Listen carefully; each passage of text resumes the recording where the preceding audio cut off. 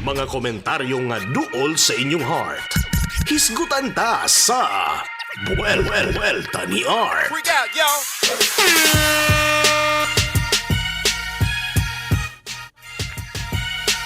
Hello, good morning mga taga-DepEd. Ginuso sa Department of Education na pwede na mag-face-to-face sa classroom instruction. Inihuman giaprubahan ni Pangulong Duterte nga mga bata pwede na sa eskwelahan magklase.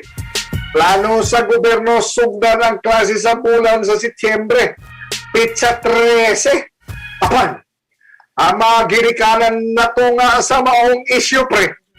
Dunay ni uyon apan mas daghan ang nabalaka. Kay labi na ron nga ang COVID infection medyo nagkagrabe ha. Di ka mabutang sa alanganin ang mga mong eskwelaang chikiting. Nga samtang naapa sa pandemya, dili safe ang ilang setting. Kapintoy nagagwanta mga estudyante ginikanan.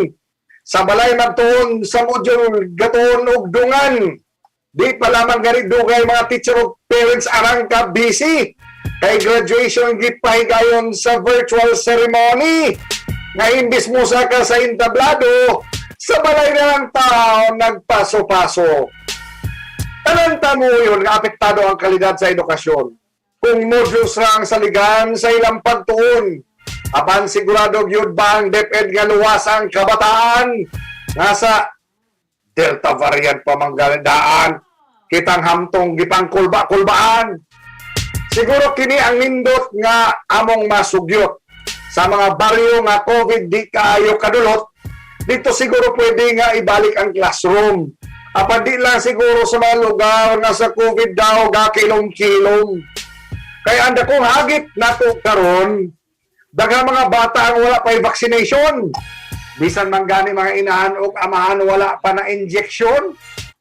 Sigurado gyud ba mo nga ang classroom instruction ipadayon? DepEd, nangutan na lang ko.